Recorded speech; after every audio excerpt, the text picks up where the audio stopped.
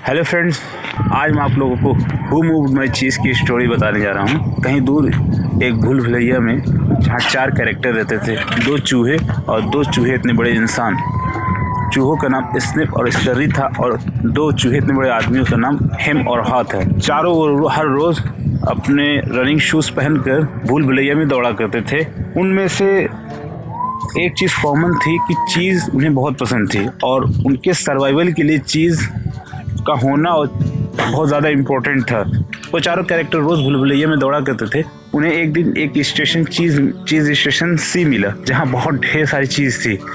तो स्निफ और स्कर्री हर रोज़ सवेरे जाते थे और हेम और हा भी जाते थे, लेकिन चीज़ स्टेशन सी बहुत बड़ा था। हेम और हा तो जब ये मालूम चला कि चीज़ स्टेशन सी कहाँ है और कैसे जाना है, तो वो आराम से अब जाने लगे। जबकि स्निफ और स्कर्री वो इतने कंफर्टेबल नहीं थे, जिसकी वजह से वो हमेशा सवेरे पहुंचते थे और हेम और हा लेट हो जाया करते थे। यहाँ तक कि हेम और हा दोनों ने अपने रनिंग शूज़ फेंक दिए, क्योंकि इसकी क्या ज़रूरत है, अब तो चीज़ स्टेशन सी मिल ही गया है। उनकी सारी चीज़ें चीज़ स्टेशन सी पे चीज़ होने से ही रिलेटेड रहती थी, जबकि स्निफ और स्कर्री इतने कंफर्टेबल नहीं थे। एक दिन सुबह सवेरे जब स्निफ और स्कर्री चीज़ स्टेशन सी पर आए खाने के लिए, तो देखा वहाँ पे चीज़ नहीं है। उन्हें बहुत ज़्यादा सरप्राइज़ नहीं लगा। वो मान रहे थे कि हो सकता है एक दिन ख़त्म हो जाएगी चीज़। फिर उन्होंने अपने रनिंग शूज़ सही किए और भूल भुलैया में दौड़ पड़े चीज़ के लिए। हेम और हा आए, जब देखे कि वहाँ पे चीज़ नहीं है तो वो शॉक हो गए कि ये मेरी चीज़ कहाँ गई। तो उन्होंने देखा कहीं नहीं, सब चीज़ ख़त्म हो गई है। तो वो परेशान हो गए, टेंशन में आ गए। तो उसके बाद हेम और हा एकदम परेशान हो गए कि मेरी चीज़ किसने हटाई। वो वहीं पे बैठे रहे, इंतज़ार करते रहे कि हम अपनी चीज़ के आने तक यहीं पे वेट करेंगे। जब उन्हें कुछ रिज़ल्ट नहीं निकला, तो उन्होंने क्या किया कि वहाँ पे गड्ढा खोदने लगे। कहीं ऐसा तो नहीं कोई मेरी चीज़ नीचे कोई दबा दिया हो, जबकि कोई गड्ढा खोदने से भी कोई रिज़ल्ट नहीं मिला और वहाँ पे चीज़ नहीं थी। जबकि हेम और हा में हा जो था वो ख्वाब देख रहा था, इमेजिन कर रहा था कि बाहर भूल भुलैया में घूम रहा है और चीज़ का टेस्ट ले रहा है। हा हेम से कहता है कि चलो बाहर चलते हैं और नई चीज़ ढूंढते हैं। तो हेम कहता है कि नहीं, बाहर खतरा है, हम बाहर सेफ नहीं हैं, तो हमें बाहर नहीं जाना चाहिए, यहीं रुक कर हमें वेट करना चाहिए। हा जो रहता है हेम की बात मानकर वेट करने लगता है। जबकि स्निफ और स्कर्री 2 चूहे रहते हैं, वो ढूंढते ढूंढते एक चीज़ स्टेशन एन पे पहुंचते हैं, जहाँ पे बहुत ढेर सारी चीज़ रहती है। वो लोग अपनी चीज़ को एंजॉय करने लगते हैं। हेम और हा से हेम कम्प्लीटली डिप्रेस्ड हो जाता है और नहीं कुछ सोच पाता है, नहीं कुछ समझ पाता है। हा को लगने लगता है कि अब हेम का कुछ नहीं हो सकता। हा के लिए वहाँ से जाने का डिसीज़न ले लेता है, वहाँ से चला जाता है। जब बाहर चला जाता है, चीज़ को ढूंढने लगता है, तो कहीं कहीं भूल भुलैया के गलियारों में उसको थोड़ी बहुत चीज़ मिल जाती है, जिससे वो खाकर ज़िंदा रहता है। जबकि हेम उसी भूल भुलैया इस चीज़ स्टेशन सी पे बैठा रहता है और उदास डिप्रेस्ड हो जाता है। हा निकल जाता है और नए नए रास्तों को ट्राई करता है, तो महसूस करता है कि जितना वो इमेजिन करके डर रहा था, उतना डरावना या इतना ख़तरनाक बाहर नहीं था जितना वो सोच के हो रहा था, डर रहा था। वो दीवार पर निशानियाँ छोड़ते जाता है, ताकि हेम कभी भी जब भूल भुलैया से बाहर या चीज़ स्टेशन सी से बाहर निकले, तो उस निशानियों को पकड़ते हुए उससे आगे हो जाए और उससे मिल लेगा। क्योंकि हा को मालूम था कि बाहर चीज़ है, इस चीज़ को एक्सेप्ट कर रहा था, जबकि हेम उस चीज़ को बिलीव नहीं कर रहा था। तो वहाँ पर जब गया तो उसको एक स्टेशन ई मिला, और ई मिलने पे जब अंदर गया तो वहाँ पे देखा कि थोड़ी बहुत गिरी चीज़ है और उसमें बहुत ज़्यादा चीज़ नहीं थी। वहाँ पे खाया और कुछ चीज़ अपने साथ ले गया और हेम को दिखाया। हेम देखो, यहाँ पे भुलैया में और स्टेशन है और वहाँ पे चीज़ है, हमें बाहर जाना चाहिए और हमें नई चीज़ ढूंढनी चाहिए। ये लो, मैं तुम्हारे लिए चीज़ लाया हूँ। तो उसको मना कर देता है कि मुझे मेरी अपनी चीज़ चाहिए, मैं किसी और की चीज़ नहीं लूँगा और मैं अपने ही स्टेशन चीज़ सी की लेना चाहता हूँ। किसने हटा दी मेरी चीज़?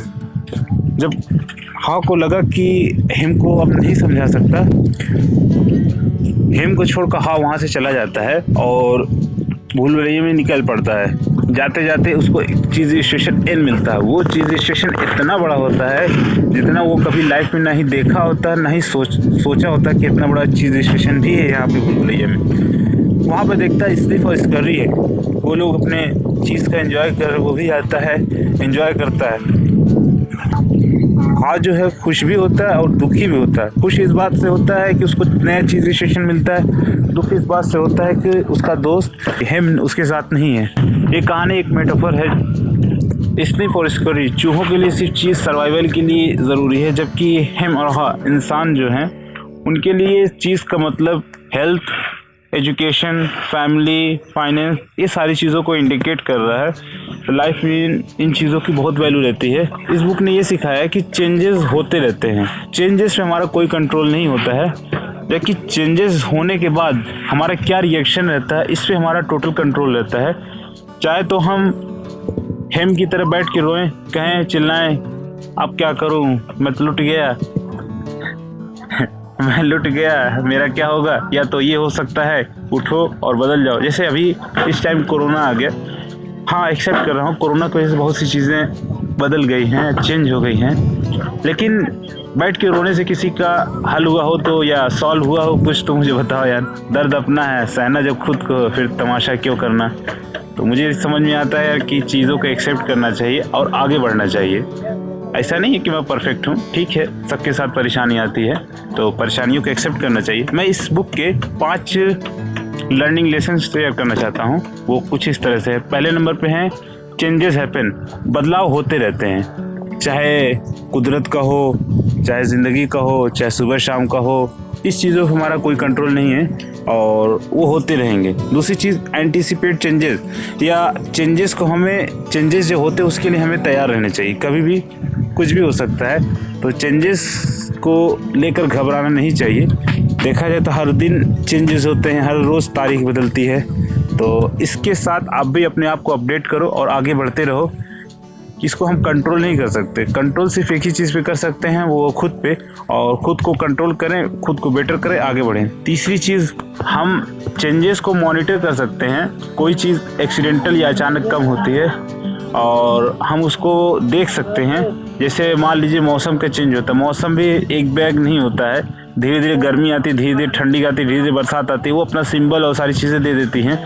तो वो चीज़ों के वही चीज़ लगभग हर जगह अप्लाई होती है। जैसे हम गाड़ी चला रहे हैं तो हेलमेट पहनना ज़रूरी है, या हम कुछ भी कर रहे हैं, सेफ्टी या उससे होने वाले प्रॉब्लम, या जो और लोग प्रॉब्लम झेल चुके हैं उनसे हम सीख के उससे हम फ़ायदा उठा सकते हैं। जैसे आग में हाथ डालने से हाथ जलता है, इस चीज़ को सीखने के लिए हम अपना हाथ आग में डालने की ज़रूरत नहीं है, दूसरों को ही देख के हमको उससे सीख लेनी है।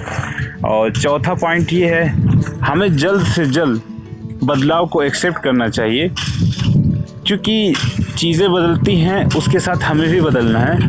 मतलब ये है, जैसे एग्जांपल ले कोरोना से पहले लोग फिजिकल वर्क पे ज़्यादा बिलीव करते थे, अब कोरोना के बाद लोग डिजिटल वर्क पे ज़्यादा बिलीव करते हैं। देखा जाए तो चाहे बैंकिंग सिस्टम हो, चाहे ऑफिशियल वर्क हो, मैक्सिमम ज़्यादातर चीज़ें अब ऑनलाइन हो गई हैं। जैसे आपको पहले पैसा लेन देन करना हो, आपको ऑनलाइन मिल जाएगा, ट्रांसफ़र हो जाएगा, आप पेमेंट मंगा सकते हैं अपने अकाउंट में। और कुछ ऑफिशियल जॉब हैं, जैसे ऑफिस से जो लोग बैठ के काम करते थे, आज सारी कंपनी ने अपना सब कुछ मूव कर लिया। ज़्यादातर कंपनियों, मैं सभी कंपनियों को नहीं कह सकता, ज़्यादातर कंपनी अपने ऑफिस शिफ्ट कर लिए घर पे।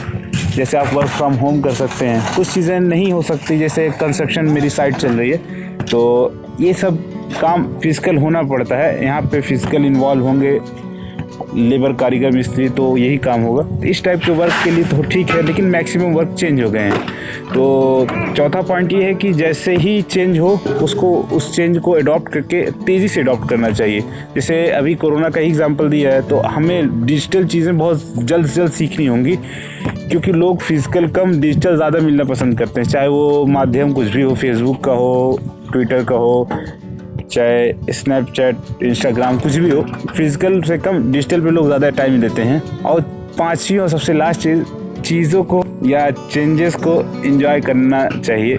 चाहे आप खुश रहो चाहे दुखी रहो, चेंजेस तो होते रहेंगे। इससे अच्छा खुश हो के ही चेंज को एक्सेप्ट करो, क्या फ़र्क पड़ता है। तो इस बुक की यही समरी है। मुझे उम्मीद है कि ये बुक आपको पसंद आई होगी।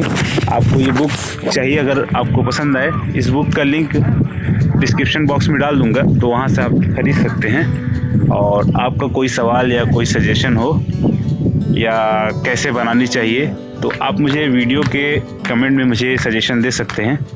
तो ये मेरा पहला book review on direct front camera से फेस करके रिकॉर्ड कर रहा हूँ। तो आपको कैसा लगा, अपना फीडबैक मुझे दीजिए। वीडियो देखने के लिए बहुत बहुत शुक्रिया। उम्मीद है फिर इंशाल्लाह फिर मिलते हैं।